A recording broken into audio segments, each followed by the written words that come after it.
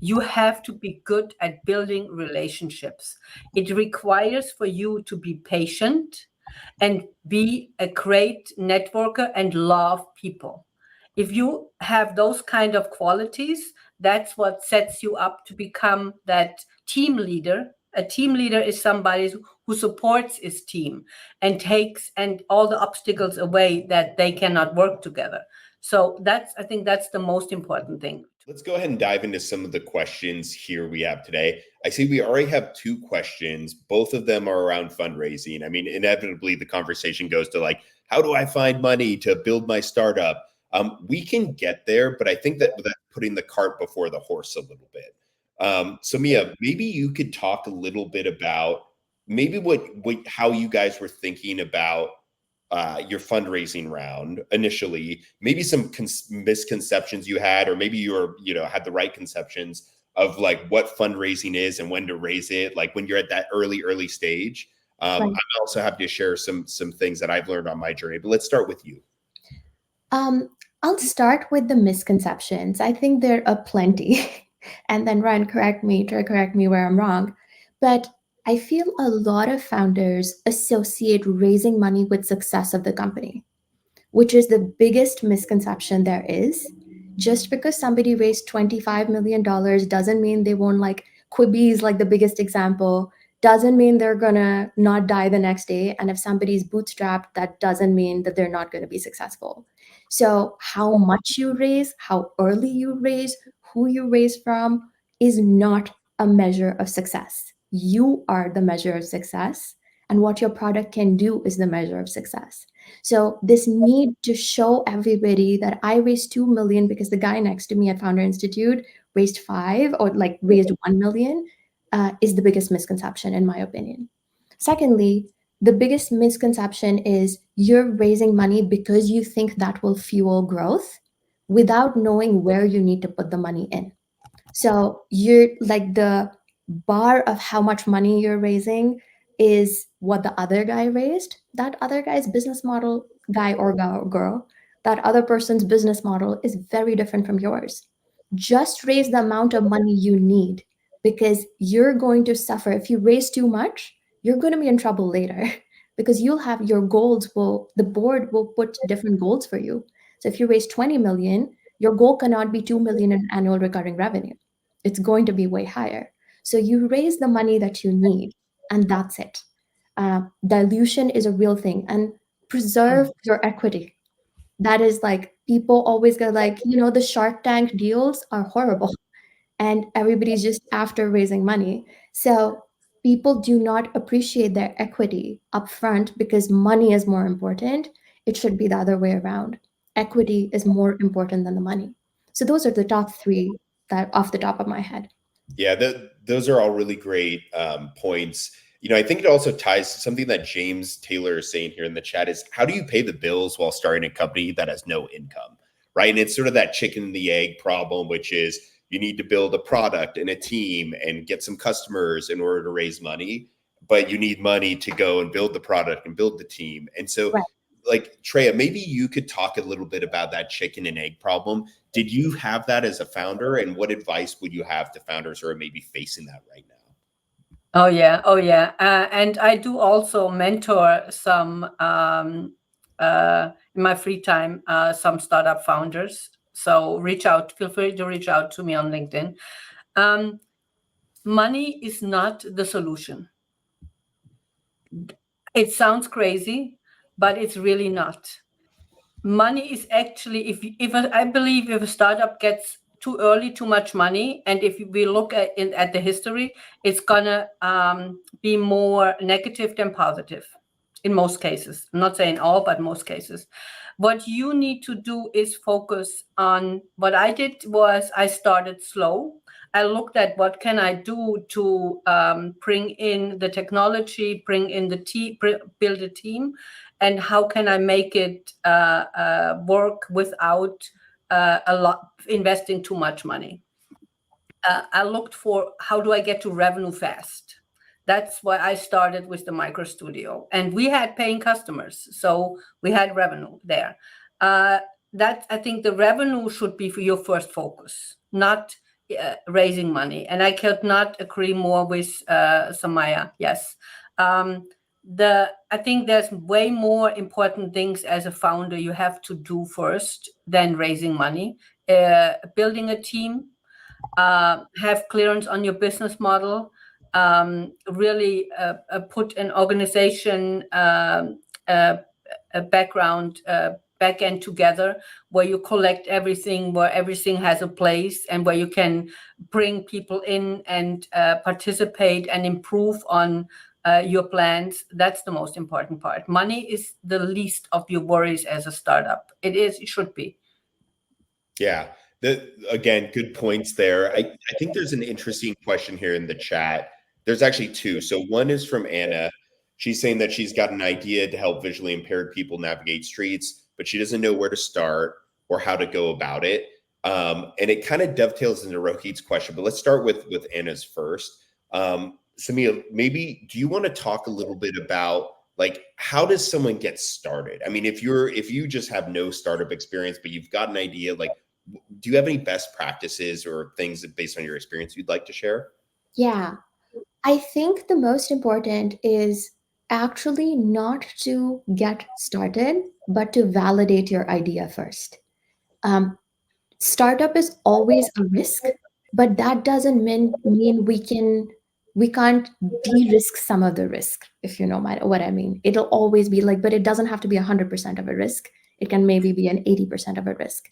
So the first thing that you need to do is validate ideas for something that I've recently learned the term, not product market fit, but deep product market fit, which means there is an audience around you that requires it. There's an audience around you that can use the idea, whether it's user interviews, whether it's a really basic prototype, like something that gives you data that somebody is willing to use this. And more importantly, that somebody is willing to take money out of their wallets and pay for it. That is the product market fit. Product market fit is there's a problem, and then there's a solution, and that solution fits the problem. But then they're taking it one step further. Is someone willing to pay for it? It's the same thing. Like if Facebook was paid, going on social media and pressing likes, would someone pay for it? That simple. So that's kind of what you have to think about. How will you earn money? And that talks about what Treya said, that you need to get to revenue fast, and you need to build your blueprint upfront about how will I get to that revenue fast without building the entire product. So there's a concept of minimum viable product that we all know, but we have to get to minimum testable product first, something that we can test, an MTP, and figure out that we can get to revenue. So that is like actually one of the biggest mistakes I made. So I feel very strongly about it. We got to product and we realized that we've spent all of these hours for nothing. Nobody's buying it. Yes, there's a problem. Yes, there's a solution, but nobody wants to pay for it. So we had to pivot it entirely. Why go through all of that? So de-risk it upfront. That's, I think, the first thing that I would do. One follow-on question for you is, from like the date you started the company or started working on it to like your revenue or where you were in like a comfortable position, how many years did that take? At least for me, at least a year and a half for us to start getting true revenue. And by true revenue, I mean that it's not a warm introduction. It's not that some VC or someone who knows going like, hey, these guys are cool, you should try them out. It's like you reach out to a person, you tell them, hey, this is our product, and they say, okay, cool, I don't know you, but I love this, I'm gonna buy. Like that's what I call like true revenue, as opposed to referral revenue, where somebody already kind of knows you, somebody's given an introduction. It took us over a year and a half. Yeah, I love that concept of true revenue. Treya, what would you add? Saumya summed it up so beautifully. I think, how do you start? You have to, if you have an idea, validate it, build a niche. So it's like if you are a cook, you cannot cook a 5-star menu from the get-go. You have to learn how to do that. So, but you can maybe produce a nice sandwich. and ask around what is the best ingredients, where to buy them, who would like, what population you can sell that specific sandwich. Maybe it's a vegetarian sandwich, right? So that's the work you have to do. Define that really niche space that you fit in, and then look for people who can help you and bounce your questions, and you take that journey with you. Like Founder Institute or other on LinkedIn, there's so many mentors that you can leverage, or so many groups that you can join. There are so many incubators in each city, accelerators. So they have free sessions. I'm part of Tech Alpharetta. That's an incubator. So they have Wednesday and Friday sessions where everybody, you don't have to be a member, can join and participate, and you get feedback. You can present your idea, and there are experienced founders that have gone through, have exits, and they give you feedback. So that's the first. You don't need no money for that. You can do that right off the bat, right now. Yeah, that's very true. I think there's some more questions here around like fundraising. And what I really liked about what your comment was, Saumya, is about how do you like shrink that gap between making the leap from employee to entrepreneur? And like back when we were, running in-person sessions, we ran a lot of events called Making the Leap from Employee to Entrepreneur, because at the end of the day, there is no safe, like 100% foolproof way to make that leap. You're going to have to leap that and jump across that chasm. The question is, how big is that gap? Right. And by doing things like getting customer validation, building your team, building your product, even generating revenue before you quit your job, those are all ways that shrink the gap so that it's less risky. And I think it's time we have the hard conversation around fundraising, which is that there's this huge misconception that you can just like have this idea and not have a technical co-founder and not really build anything and go out and raise like millions of dollars of investor capital. I had that misconception when I started back in like 2010, and it did not work out very well. And it resulted in like being a starving entrepreneur for 4 years while I figured it out. And so the beauty of things like Founder Institute is it can shorten that learning gap, so that you're able to figure out those things early on. And so what I want to do here is going back to Rohit's question about what are some of the frameworks or mental models that you need to have to like think about this entrepreneurship journey. And I think we should start with square one, which is that most of you on this call will either not raise money, or in fact, probably 100% of you are not ready to raise money right now. So you should not depend on that in order to make the leap. You absolutely need to build out your team, build out your product, and get traction before you should even be talking to investors. And so like this helps you level set, because if you're not expecting to raise money to pay yourself a salary, you have to figure out a plan B, which is how can you sustain yourself while you're bootstrapping your company to revenue. And there's a really, really good page here. Akshay, if you could put that benchmarks link in the chat. I just want to share this really quickly because I think this is really important for every single founder here to understand. So this is what we call our startup funding benchmarks. It's just fi.co/benchmarks. I want to walk you through this really quickly. So there's a couple different stages of raising money. There's pre-seed, which could be anywhere from, 1 million, or excuse me, a $25K to $1 million check size. There's seed, which is a bigger check size, 1 to 5 million. And then there's Series A, which is 5 million plus. And so for most of you, you're looking at pre-seed as your first round of funding. So if you're a startup founder, here are some of the things that you will need to achieve in order to unlock your pre-seed round. First of all, you need to have, in terms of traction, customer validation and early users. What does that mean? It means you have to have a product. You have to have some traction. And in order to get those two things, you need a team. And investors, especially at the pre-seed stage, invest heavily in the team. So it's not that you need to have, $20,000 a month in revenue and like have a team of 10 people at this stage. It's okay to be early, but I would say the minimum team size, it's like 2 co-founders, one of them technical. You got to have an MVP. and like maybe you do have like a little bit of revenue, right? Somewhere between like $1,000 to $10,000 a month. And the reason why I'm sharing this is because if that is the criteria that you need to unlock your pre-seed round of funding, then your mental map and model right now should be, how do I get to that stage? So let me just stop sharing here. Let's talk about making the leap again. So if a founder is starting with maybe just an idea, and they know that in order to unlock funding, they need to get, let's just call it a team of 2 to 3 people.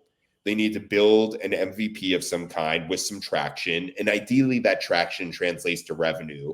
Let's call it between $1,000 to $10,000 a month. And the reason why I'm saying $10,000 a month is it's not a lot, but it's enough where you might be able to pay yourself a little bit. It's enough where you don't have to come out of pocket to like pay for expenses of the company. So if that's the first milestone for fundraising, Saumya and Treya, do you have any recommendations on where's the best place to start in order to kind of get to that point? The first place to get to for yourself is to figure out in that trifecta, like you need somebody who's good at understanding business and the market. You need somebody who's technical, who can build the product. And then there's somebody who has to think about usability of the product, because that's how you're going to get users on. What's it going to look like, you know? So you've got this trifecta. You need to figure out where you fit. That's number one. You have to cover one of the three. If you don't, then that's going to be a problem. So you need to figure out, what are you the best at? What is your zone of excellence, as they say, you're good at and you like doing it. And then you need to find the other two. Now, how me and my co-founder go way back, but when I start looking at people around me, usually you find people, you go to universities, there's a lot of master's students, there's places like Founder Institute, incubators like Chair talked about. You find those other two people. These are people you can trust. These are people that are ambitious and motivated and who truly resonate with your idea as well as you do. And they work on equity. They work on a promise of the future where they say, hey, when we make money and when this becomes $1 billion company and you have to believe it, then you're going to get 25% of that or 10% of that, whatever the number is. You need to find those three people. That's how you start. And then, of course, at this point, I'm assuming you haven't made the leap from employee to entrepreneur full time. You're still an employee. So you don't have to worry about finances as much. And usually what I've seen is that the people that you find also have a job. So they're doing it on the side to build the business to a level where you can make the leap. You're like reducing the chasm. Treya, is there anything that you would add to that, or what are some of your thoughts? Well, I am when I started Founder Institute, I had a co-founder. Guess what? I don't have a co-founder anymore. So also that happens. I'm a solo founder now, but I have a strong team that complements all the things that I don't have, that I don't know about. So I think as a founder, like Saumya said, you have to be able to locate the people that know more in the areas you don't know so much about. And you have to bring them together, to bring them in. You're not required to know everything for everybody.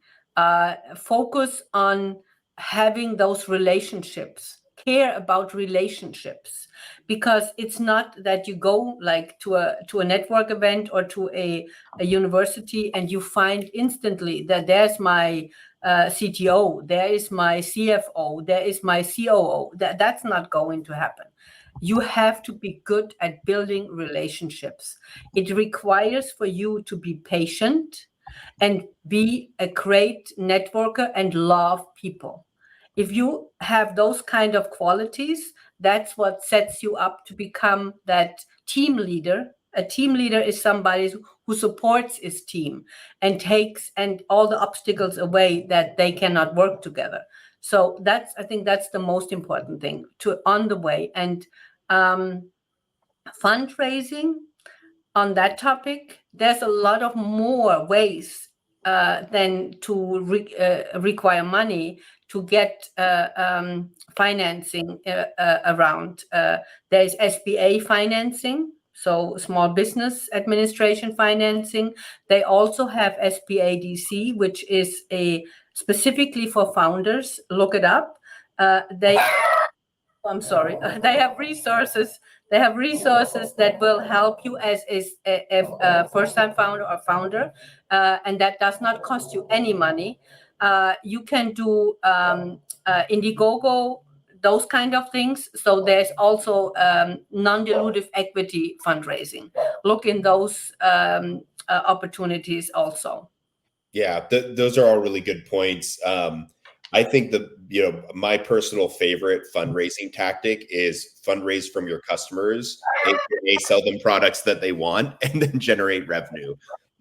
Trey, you mentioned something really important that I think we should highlight here, which is relationships, right? Venture is the long game. And what that means is that the people that you're working with now, hopefully you'll be working with them later. The introductions that people make, these are all people that could be your customers, your partners, your biggest supporters, your teammates, your investors.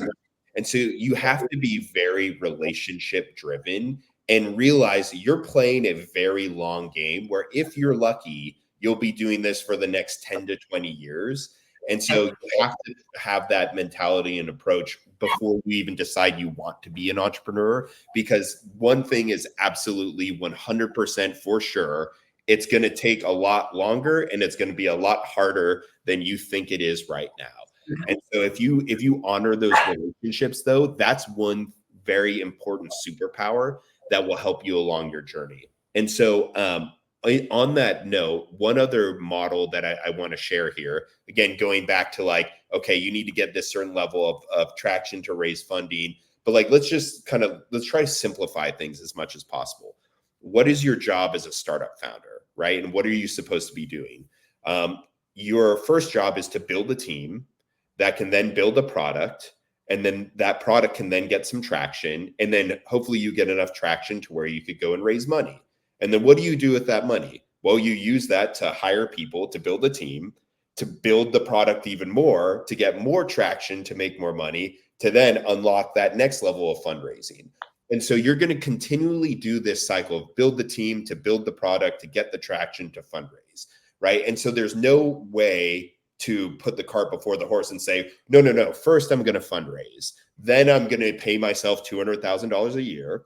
And then I'm going to quit my job. And then I'm going to go and do all these things. And while that might not seem fair, that's just the world we're in. The world's not fair. No one's going to give you money so you can quit your job. You need to take that risk and do it yourself. But there's ways to do it in an intelligent way where you're not, putting your family at risk. And the reality is that entrepreneurship is not for everyone. And maybe you should not make that leap depending on your personal circumstance. So, Saumya, let's start with you with if the first step is the first step is to validate the concept. But when it comes to building out your startup, right? How do you find a really good team? If you're not a technical co-founder, I think Anna was saying, she needs to find someone who could build it. Where do you start and how do you think about team building? Good question. I usually, again, like Treya talked about, it is built on relationships. I would start with my close network and circle first. If there is somebody that I already trust, that already belongs to that circle, that you can at least start off, I wouldn't make that person a co-founder upfront. I would always start with saying, hey, let's work on this. And if you do really well, there's an opportunity for you to become a co-founder, get that person motivated enough. This way, you have an opportunity to test that person out, see that person in that work environment, and see if you have a working dynamic. I would apply the same thing for, putting it out there on, for example, Craigslist. I've seen some people do that, looking for a co-founder. There are plenty of ways. There are a lot of contractors. You have places like Fiverr and all these places where people are available for this kind of work. You start with picking a freelancer and you say, hey, this is a conversation that we should have. But, you can start with paying them a little amount. Paying them by the hour is always easier, right up front as well. You have people who can code for $60 an hour, and it's not that big, because again, you're not working on this full time. Remember, you're putting about 4 to 5 hours a day, maybe, up in the beginning, because you have a job as well. So getting contractors, starting them off, and then making them into an employee is also a way of going about it. I've done it before, and we found some amazing talent that way. But again, do not give them a co-founder title off the bat, or give them 25% equity off the bat, but give them an opportunity to work in your environment so that you see if you vibe with each other. A lot of the times, it does not work out. I think there's some statistic that says 50% or 60% of startups have failed because of a co-founder breakup. So you have to be really careful about finding, the right people. Because again, like Treya said, she had a co-founder now, but not everyone's Treya. It's hard to get that company to grow on your own. So yeah, those are just some of the ideas I have off the top of my head. I love that. And Trey, I want to get your thoughts on this here, because the co-founder, like going back to relationships, right? The co-founder breakup is one of the number one reasons why companies will fail, right? It's not even just co-founders, but just like if you hire the wrong people, if you bring the wrong people aboard, sometimes there's toxic people that are predatory and that cause problems. Like all of those things absolutely kill a company. So you have to be very careful, again, going back to relationships. There's also statistics, and I'll just share kind of from my perspective. When you find a co-founder, like I would strongly recommend everyone find a co-founder, one or maybe two. And there's a couple reasons for that. The first is that it makes the journey a lot more fun. Like you don't want to just rush into a co-founder relationship because Founder Institute said you should do it. You want to find someone that's like, I love working with this person. They complement my skill set. We get along really well. We have the same vision, and I want to build. There's no one else I'd rather be building alongside for the next 10 years than this person. If you feel that way, then that's a sign you've got a really good co-founder. Now, things can change. There's all sorts of things that can happen, but that's one framework you want to look at. It makes the journey a lot easier because you have someone to confide in. You have someone along the journey that's going through the same struggle. And unfortunately, if you're a solo founder, all of that pressure is now sitting on your shoulders, and you don't have anyone that you can really, you have to be twice as strong, frankly, as a solo founder. And there's also VCs know, and there's lots of statistics around this. Solo founders tend to not have as high of success rates. And so VCs, when they're looking at it, they want to see that team because they know the pressure can break someone, or it's not even breaking them, but like it's a single point of failure that increases risk. And so Treya, you started off with a co-founder. I don't know if you want to share details, but what were some of the lessons you learned around bringing on the co-founder, not having a co-founder? What advice would you give to founders? So when we started out, I had a co-founder, and I want to say we did not break up on bad terms. It was just startup is hard. So after some time, he just decided that this is not his focus. And I could feel it in his energy. We're still friends today. That has nothing to do with it. But what also helped us, we had a straight up legal procedure in place for this event. So you have to have, even if it's your friend and you like that person and you get along really great, the legal paperwork to have in place for those kind of events are really, really important. And that's something if I can help you with. So we decided that it's best for him. He wanted to pursue a different route. So that's what we did. And then I had another experience with somebody who was really excited about what we're doing and wanted to come on as a technical co-founder. But the terms he was requesting were very predatory. So I knew from after a couple weeks we talked, and in the beginning everything was sunshine and roses. But then when we came down to this is what I want and put it in writing and how I said, this is not going to work. Those terms are not acceptable for us, but I wish you nothing but the best. But it creates a certain energy, and you have to work through that. And I totally get everything is, by building a company is about de-risking every step of the way. So de-risking mean have things in place that fall into place when something does not work out the way it is supposed to work. So, and a co-founder will take some of that risk away. I totally get it. But I counterpart in my situation, I counterparted with a really strong team. And that took some time to bring that team together. So that's another part that you have to be patient and put energy in. But for somebody starting out, I have with my team daily meetings. We meet daily and have different topics that we discuss and work on. So if you don't have that as a startup founder, you need somebody you can bounce ideas and problems off of, and they can give you input. And even like Saumya said, maybe it's not the best fit for the long run, but if it's right now, that's what you're both agreeing to, have that paperwork in place. Make him or her and yourself safe, that you have a plan B when it doesn't work out. So everybody can spread and go different ways without interrupting the whole business in a very dramatic way. So Mia, is there anything you want to add to that? No, I think Trey summarized it perfectly.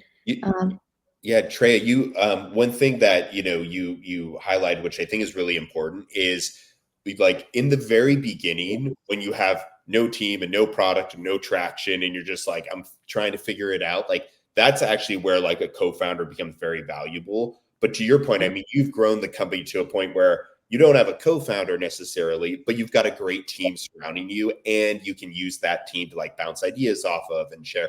So I think that's where it becomes de-risked. Is it's more about having a great team rather than having that co-founder title per se. Although VCs still look at it from an investor perspective of who on the cap table has enough ownership alongside the founder that will motivate them to continue building the startup if something happened to that founder. And so, but to your point, the journey, just having the team becomes a lot better. Someone is mentioning networking here. I do want to remind everyone, we will do a networking session right after this. So we're going to end this broadcast around 11 Pacific, so in 15 minutes or so. And then that's when we're going to start the networking session on AirMeet. So stick around. This is actually a great opportunity for everyone here. If you're looking for a co-founder or trying to meet other people, again, you're going to be constantly networking as a founder. You're going to be going to events, virtual, in-person, trade shows. Like the more you network, the more successful you'll be. So I highly recommend people stick around to meet some of the people that are joining us today from all over the world. Maybe we could move on to the next piece of the equation. So we talked about the founder and the team, right? Let's talk a little bit about the product. Saumya, let's start with you. Where was the product at? Maybe you could give us like a status of like, where were you guys when you raised your first round of capital? Was it MVP? Did you have customers? Yeah, so when we raised a pre-seed round, that was our first ever fundraise, and we raised $120,000, and we were really excited because the company was now worth $1 million. What? So it was really exciting. But when we raised, it was me and my co-founder. That was a very big checkpoint for a lot of pre-seed VCs. If you're looking to start networking, to get ideas, we raised from Mucker Capital. That was a very big thing for them, that who is your co-founder, is one of them technical. That was a check mark. We had that. The second one for them was, you need to have a product that works. And we had that. So we were at a product, we had our minimum viable product. We had an MVP already there. Granted, it wasn't the prettiest, and granted, there were a few bugs that, were more than noticeable, but it was there. And then we had our first 5 customers. So we were at about 50,000 in ARR, I want to say. So not a lot, but about 50K in ARR. So that was where we were when we raised our first round. And then we had a few like LOIs, and our VCs actually took referrals from 2 customers. They said, we want to talk. So there is no VC who will give you money without talking to a few customers. So they wanted to talk to 2 of our customers, and they didn't talk about the product in the current state, but they talked about the product in terms of what they thought the potential it would be and how it would solve the problem. Like, why did you pay? Like, did they beg you, or did you really think that there would be a value in it at some point? So those were the top things that, where we were at when we raised our first round. Yeah, that's really helpful. And one thing I'd like to point out too is like, so you guys, when you raised 120K, somewhere around $1 million valuation, which would be like considered low for a lot of standards day. But I would argue, based on the traction that you guys had at 50K MRR, like you guys were de-risked for that valuation. And so like, I'm just highlighting this because the founders here, it's like, some of you might, as you're thinking about fundraising, you might try and go in with this really high valuation and low amount of traction. And like what that will do is enable you to not fundraise. What you want to do is come in with a reasonable valuation with strong traction. That is what's going to make you appealing to investors, because their entry point into your round, the amount that they're investing at what valuation is going to set the terms for them and the ability for them to be able to provide a venture return to their investors. And so that's a whole other discussion point here. But I thought it was really interesting that like even for pre-seed, you guys were doing really well. Right. Yeah. We were the biggest, and just so I can add to that, the biggest issue for our VCs and the reason why they almost said no was we were young and first-time founders, like at least in the US. So we had no track record. And that was the reason why they came in low. We know that we were lowballed, but we knew that there was no other way. So if you're a first-time founder, you don't have traction, like all of our businesses were built in India. We never built something in the US. So for them, we were like clean slates. We have no idea. So that was the reason why. So again, just like we're trying to find product market fit, VCs are trying to find founder market fit. Like that's their goal. And they didn't have a track record of that. So that is the reason why we had a lower valuation, which we were actually pretty happy with, because we didn't know where this was going to go. Yeah, no, I think that's a really good point too, because again, there's like different like levers and scale to this, right? Now, I'll give you an example. So a lot of VCs know that second time founders will outperform first time founders. And so they look for that. And now, especially because of how mature the startup industry is, there's a lot more second time founders out there raising money. And so it's easier for investors to find second time founders than it is first time founders. So how do you get a VC or like just an angel investor, let's say, to invest in you as a first time founder versus this like super experienced second time founder? And like the short answer is you have to outperform them based on your traction. So if there's 2 different companies, one is a second time founder with whatever, $1,000 in revenue a month, but it's a big opportunity and they had some success in the past, versus a first time founder, but they're at $10,000 a month in revenue. What is the better opportunity? And there's some kind of equation that investors have in their head to balance that decision out. So that's just an example of like, because you're a first time founder, you have to be able to outperform and actually do even harder work and more work to be able to make your company successful. Treya, for you, you're building hardware. And so let's talk a little bit about your journey going from like, okay, you got your team, now we need to build the product. Share some stories around how like you thought about building that product and where was sort of the inflection point of success for you, where it's like, okay, we got the product and we're selling it to X amount of customers. What does that look like for you? So for me, I had a good blueprint around the product because I led actually a competitor in FDA clearance because my product is a medical product. So there's already a hurdle for somebody to come in. So I successfully led them to US market launch and through their FDA clearance.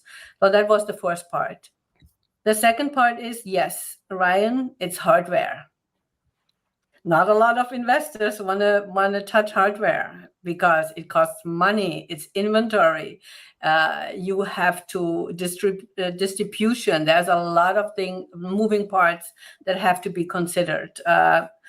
And you have to keep in, not only is it hardware, but to successfully raise money. I mean, Saumya, congratulations, because you are, first of all, female. That's I think they get $2 or $3 on $100 funding. So it's really hard for female founders. And then minorities, another strike. So this fundraising is not for the weak. And what we did is, we did strategically develop the product to become a software company. So this is what we're doing now. We license our hardware. We don't produce, that's somebody else. And we provide the software as a service to our B2B customers, to the activewear brands. So that's we changed that because after sleepless nights and a lot of discussions, I said, I cannot do this anymore. This is not working.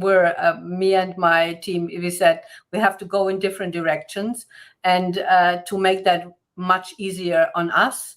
And we have to look what is fitting into the market that will give us that possibility to scale and have a big market opportunity. So it's a lot of sleepless nights, yeah, and pushing.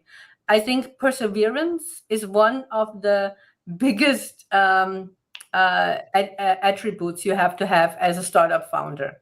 Push, perseverance, not giving up. Something doesn't work, pivot.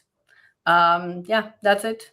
Yeah, I think it's worth noting that, and where you find that perseverance really comes down to the why of your company. Like, why are you putting in all this time and energy and pain and suffering? Why are you doing it? Right? Is it because you think, oh, I'm going to make money doing this thing? Like, you're going to fail, right? Because like you don't have the true motivation. You have to be in love with the problem. You have to love your team. You have to be super passionate in order to really push through those obstacles that you're inevitably going to face as a startup founder. Yeah, absolutely. 100% correct, Ryan. Yes, that is, you have to have that energy, and you really we eat, sleep, and wake up. I dream about my problems at night. And sometimes I wake up and actually write down solutions that I dreamed about. So yes, you have to have the passion for it. Yeah, that makes a ton of sense. And so I think one thing that we've talked about and have highlighted here is fundraising is not your goal. Fundraising is not an indicator of success, nor should it be what your goal is if you're going to start off on this journey. Because even if you crush it and you do really well, you still might not even be able to raise money. So how do you then figure out what is the right way to think about making that leap from employee to entrepreneur?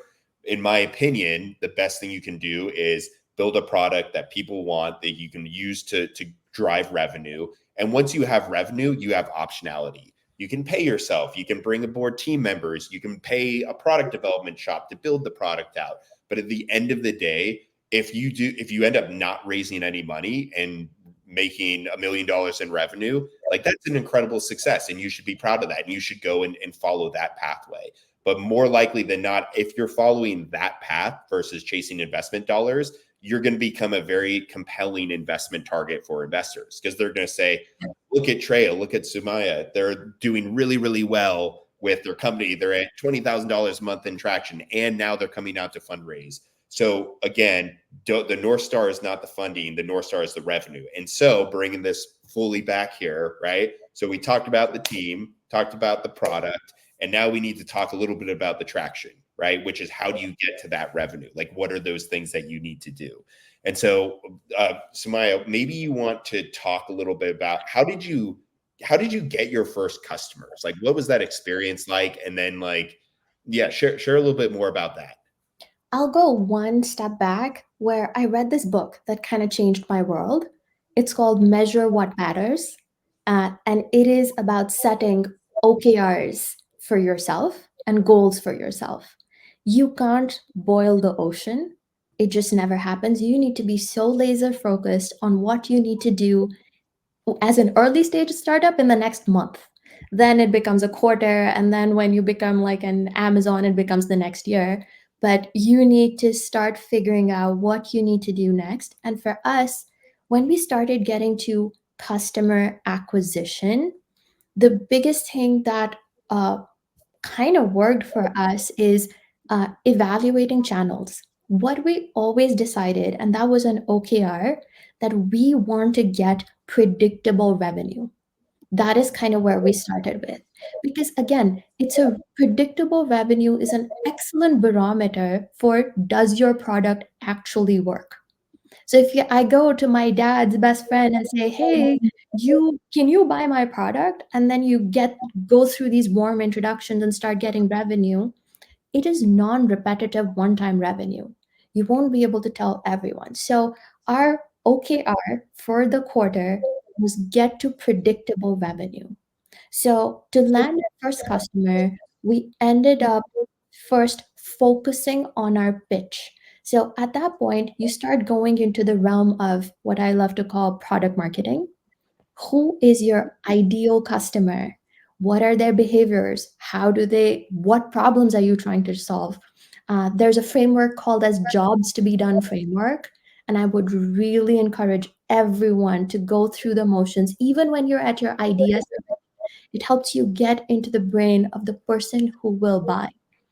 And we started applying that and we started figuring out, where do these people buy? Do these people read emails that have been blasted out? Do they read newsletters? Are they on Instagram? Are they on LinkedIn? And we started testing each channel.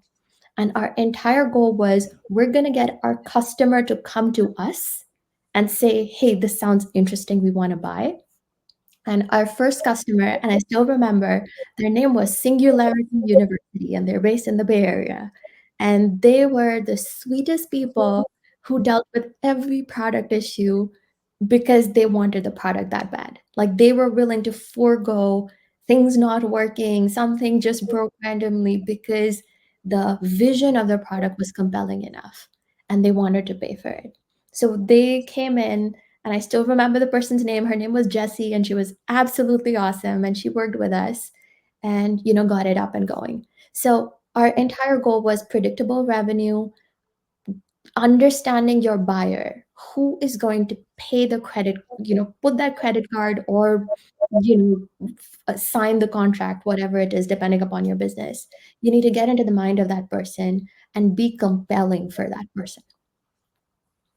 Yeah, I love it. And thank you for sharing that journey that you went on to get the customers. It also shows a lot that they were willing to put up with bugs and like issues, so that's a really, really great sign. Treya, what about you? Like any advice on like the revenue side or getting the first customers, lessons learned?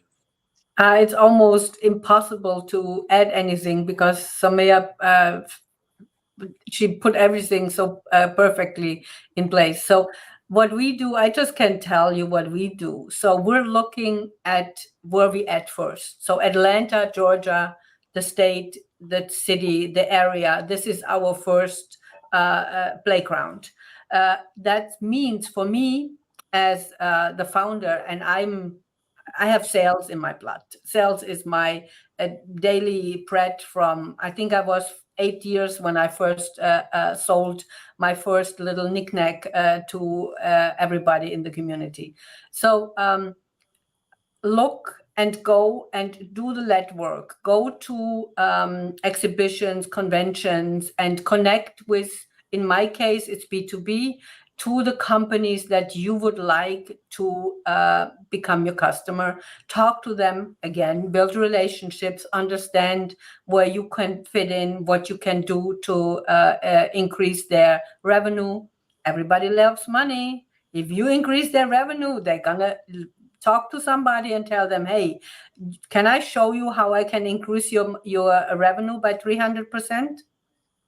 And it does not cost you a dime. There you go. That's a good opener for a conversation. So, and then you go from there. You just have to do the legwork and do it locally. Like Saumya said, have that one-on-one relationship that you can really fine-tune your product and your process with these first customers. Then when you get ready to scale, I think that's, most people say, oh, I jump in and I skyrocketed. That is definitely not the way to go. You have to make sure everything works, or that scaling can fall flat very fast. So take your time, understand your customer, build the back end, build the operational system, have everything in place, fine tune, take the time to understand your customers, make them happy. The first rule is make them happy, and everything else falls in place after that. Yeah, I love it. Well, I know we're out of time here today.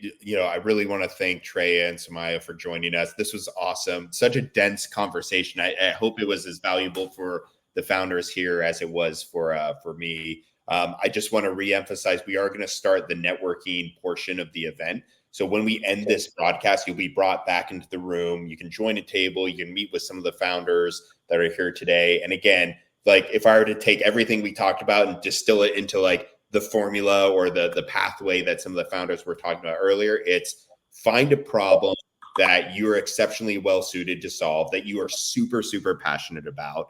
Validate that problem with customers, finding out like that, are they willing to pay for a solution around it? Build a team of world-class people around you that love what you're doing as well, that you can inspire, that you want to work with for the next 10 years.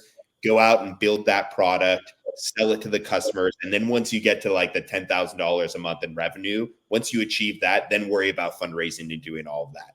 But until you get to that point, do those first 4 things and you will be successful. Thank you, everyone, and we'll talk to you soon.